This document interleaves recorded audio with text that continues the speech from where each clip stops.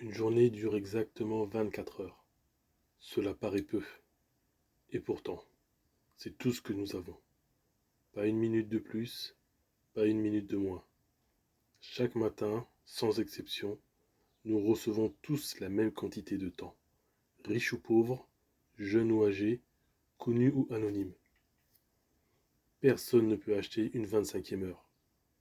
Personne ne peut mettre du temps de côté pour demain. Une heure qui passe est une heure qui ne reviendra jamais. Pourtant, soyons honnêtes, une partie de ces 24 heures ne nous appartient déjà plus. Il faut dormir, travailler, se déplacer, préparer les repas, faire les courses, répondre aux obligations du quotidien, s'occuper de ceux que l'on aime, de nos animaux parfois, gérer les imprévus. L'ensemble de ces contraintes n'est pas le problème. Elles font partie de la vie. Les ignorer serait se raconter une histoire.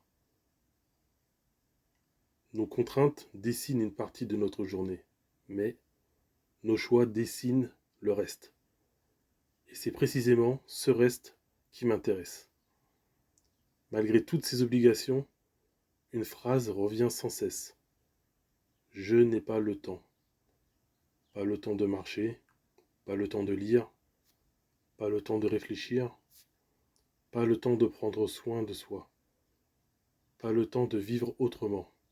Pourtant, nous avons tous reçu exactement les mêmes 24 heures. Alors, où disparaît réellement le temps qui nous appartient encore ? Si le problème n'était pas un manque de temps, mais un manque de conscience de notre temps. Si nous avions simplement cessé de regarder où il s'écoule. Bienvenue dans les Vopiles. Ici, nous ne cherchons pas à penser positivement. Nous ne cherchons pas d'excuses. Nous ne cherchons pas non plus les coupables. Nous cherchons à observer, parce qu'il est difficile d'améliorer ce que l'on refuse de regarder. Observer autrement permet d'évoluer autrement. Mais avant de chercher une solution, encore faut-il comprendre le problème. Beaucoup d'entre nous cherchent à agir immédiatement. Les Vopiles proposent exactement l'inverse. D'abord observer, ensuite comprendre, enfin expérimenter. Chaque vidéo suivra toujours le même chemin. Le miroir, observer les faits, pas les suppositions, pas les excuses, les faits.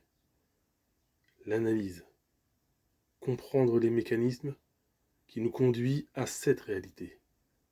L'adaptation, expérimenter de nouvelles façons d'agir, ce n'est pas une méthode pour devenir parfait. C'est une méthode pour regarder sa vie avec davantage de lucidité, parce que l'observation précède toujours l'évolution. Commençons par le miroir. Les Vopiles commencent toujours par le miroir.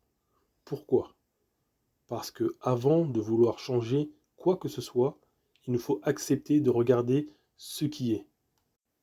Cela paraît évident, pourtant, c'est probablement l'étape que nous évitons le plus. Nous préférons souvent chercher une solution avant même d'avoir pris le temps d'observer le problème. Nous voulons agir rapidement, corriger, optimiser, améliorer. Mais sur quoi reposent réellement ces décisions ? Sur des faits ou sur l'idée que nous nous faisons de notre propre vie ? Prenons un instant pour observer. Chaque matin, nous recevons tous la même quantité de temps. 24 heures, ni plus ni moins. Et pourtant, lorsque la journée se termine, beaucoup d'entre nous ont le sentiment qu'elle s'est échappée, comme si le temps s'était évaporé, comme s'il avait glissé entre les doigts. Ce ressenti est tellement fréquent qu'il finit par nous sembler normal. Nous disons alors « je n'ai pas vu le temps passer » ou encore « je n'ai pas eu une minute à moi ». Mais avons-nous réellement regardé cette journée ou seulement le souvenir que nous en avons conservé ? Notre mémoire est étrange. Elle retient les moments importants les événements inhabituels, les urgences, les imprévus, mais elle oublie souvent tout le reste. Ces dizaines de petits instants qui, séparément, semblent insignifiants. Quelques minutes d'attente, quelques minutes perdues, quelques minutes passées sans véritables intentions. Aucun de ces instants ne paraît important. Pourtant, une journée n'est rien d'autre qu'une accumulation de minutes, et une vie n'est rien d'autre qu'une accumulation de journées. Il existe une autre difficulté. Nous confondons parfois ce que nous avons vécu avec ce que nous croyons avoir vécu. Nous avons l'impression d'avoir été occupés en permanence, d'avoir couru toute la journée, d'avoir fait de notre mieux, et cela est souvent vrai. Mais être occupé ne nous dit pas de la manière dont notre temps est réellement utilisé. Le miroir ne cherche pas à nous contredire, il nous invite simplement à regarder plus attentivement. Observer n'est pas jouer. Observer n'est pas culpabiliser. Observer, c'est accepter de laisser les faits parler avant nos opinions, car nos opinions changent, nos émotions changent, nos souvenirs changent. Les faits, eux, restent les mêmes. C'est pour cette raison que le miroir ne s'intéresse ni aux excuses, ni aux coupables. Elle s'intéresse aux faits, uniquement aux faits. Peut-être nous allons découvrir que nous manquons réellement de temps. Peut-être nous allons découvrir autre chose. À cet instant, nous ne le savons pas encore. Et c'est très bien ainsi. Car le rôle du miroir n'est pas de répondre, il est de poser les bonnes questions. Il est de nous rappeler qu'avant de chercher une explication, il faut d'abord accepter de regarder la réalité telle qu'elle est, sans la déformer, sans la justifier, sans chercher immédiatement à la transformer. Le miroir est probablement la partie la plus inconfortable de cette méthode.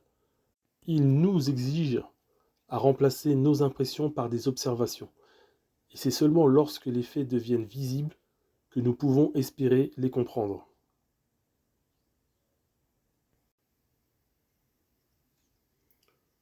Si le miroir nous demande d'observer les faits, l'analyse nous demande maintenant de les comprendre.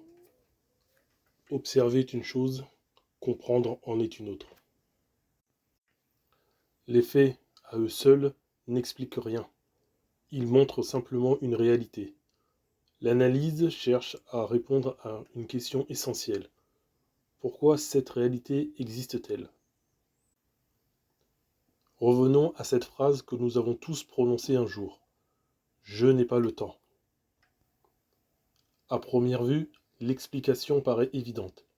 Nos journées sont remplies. Nos responsabilités sont nombreuses. Nos contraintes sont réelles. Et il serait malhonnête de prétendre le contraire. Pourtant, deux personnes disposant du même nombre d'heures peuvent avoir le sentiment de vivre deux journées complètement différentes. L'une terminera sa journée avec la sensation d'avoir avancé, l'autre avec l'impression d'avoir simplement traversé le temps. Pourquoi ? Peut-être parce que nous attribuons parfois notre manque de temps à la mauvaise cause. Lorsque quelque chose nous manque, notre premier réflexe est de croire qu'il nous en faudrait davantage. Plus d'argent, plus d'énergie, plus de motivation ou, dans notre cas, plus de temps. Mais cette manière de raisonner mérite d'être interrogée, car il existe une différence entre manquer de temps et perdre de vue ce que nous faisons de notre temps. Cette nuance est discrète, pourtant elle change tout. Imagine une personne qui dépose chaque jour quelques pièces dans différentes poches. Une pièce ici, deux pièces là, encore une autre ailleurs. À la fin de la journée, elle ouvre son portefeuille et elle se demande où est passé son argent. L'argent n'a pas disparu, il s'est simplement dispersé. Notre temps fonctionne parfois de la même manière, rarement perdu d'un seul coup, souvent dispersé dans une multitude de petits fragments, quelques minutes, puis quelques autres, puis encore quelques-unes. Aucune ne semble importante, mais additionnées, elles finissent par présenter une part considérable de notre journée. Il est intéressant de constater que nous remarquons facilement les grandes contraintes, le travail, le transport, les obligations. En revanche, nous observons beaucoup moins les petites décisions, celles qui semblent insignifiantes, parce qu'elles sont devenues automatiques. Or, une habitude n'est rien d'autre qu'une décision que nous avons cessé de remarquer. Et c'est peut-être ici que se trouve l'une des clés. Nous ne vivons pas seulement selon nos intentions, nous vivons aussi selon nos automatismes. Cette idée peut paraître dérangeante, car nous aimons croire que nous choisissons consciemment la plupart de nos journées. Pourtant, combien de nos gestes sont réellement décidés sur le moment, et combien sont simplement répétés presque sans y penser. L'analyse ne cherche pas à condamner ces habitudes. Certaines nous sont indispensables. Elles nous permettent d'agir sans devoir réfléchir à chaque instant. Mais elles possèdent également une conséquence. Lorsque nous cessons d'observer nos habitudes, nous cessons aussi d'observer le temps qu'elles occupent. Alors, manquons-nous réellement de temps? Ou avons-nous simplement cessé d'en suivre le parcours? Je ne prétends pas avoir la réponse. Et je ne pense pas qu'il existe une réponse universelle. Chaque vie est différente, chaque réalité est différente. En revanche, je suis convaincu d'une chose. Nous ne pouvons pas améliorer ce que nous ne comprenons pas. Nous ne pouvons pas comprendre ce que nous n'avons pas encore observé. C'est précisément pour cette raison que le miroir précède toujours l'analyse. Maintenant que nous avons observé, maintenant que nous avons commencé à comprendre, il est temps de passer à la dernière étape, l'adaptation.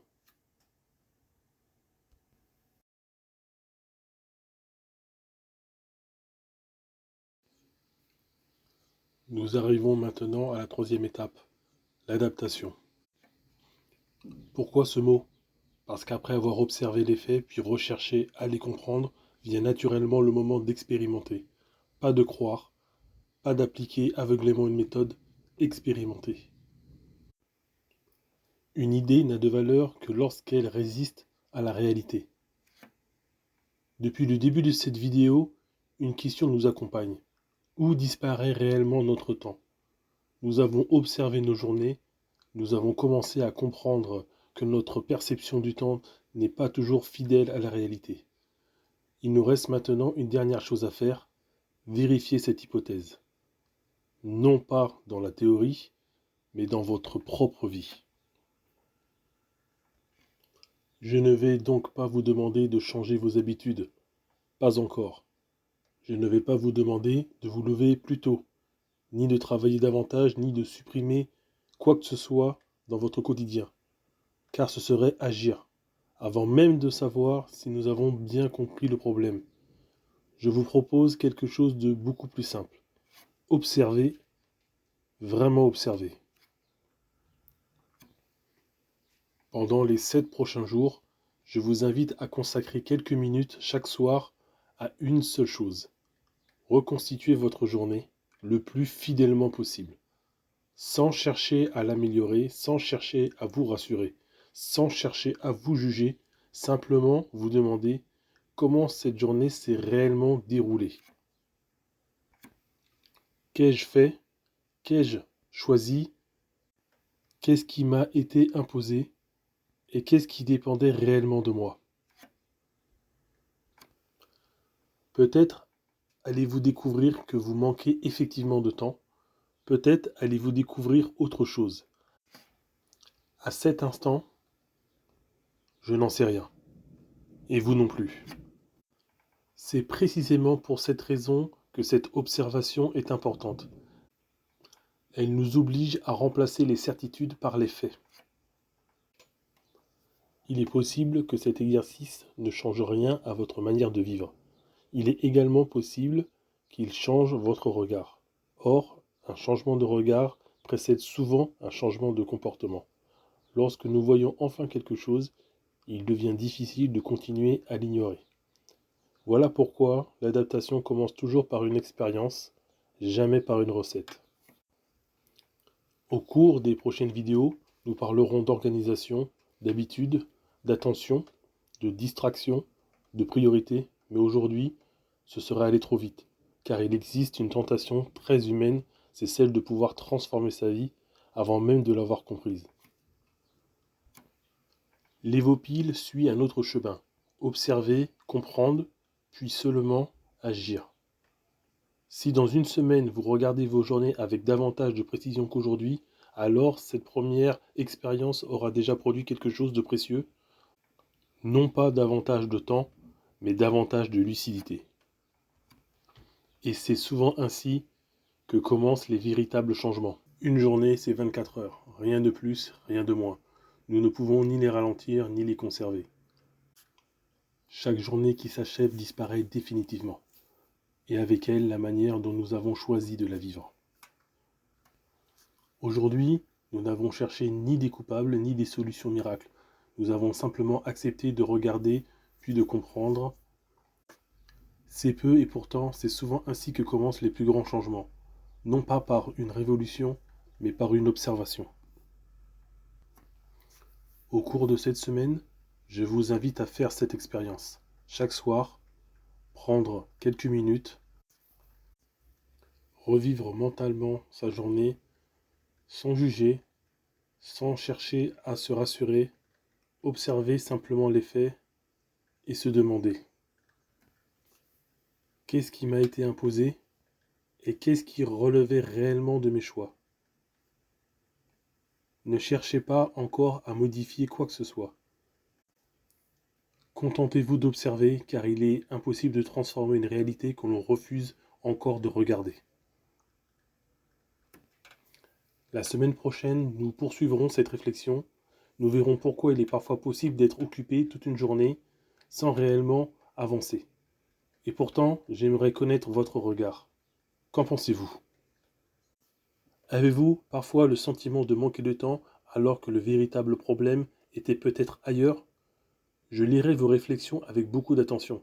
Certains pourront même nourrir de futures études de cas sur cette chaîne. D'ici là, continuez d'observer parce que faire face aux faits, c'est déjà commencer à évoluer.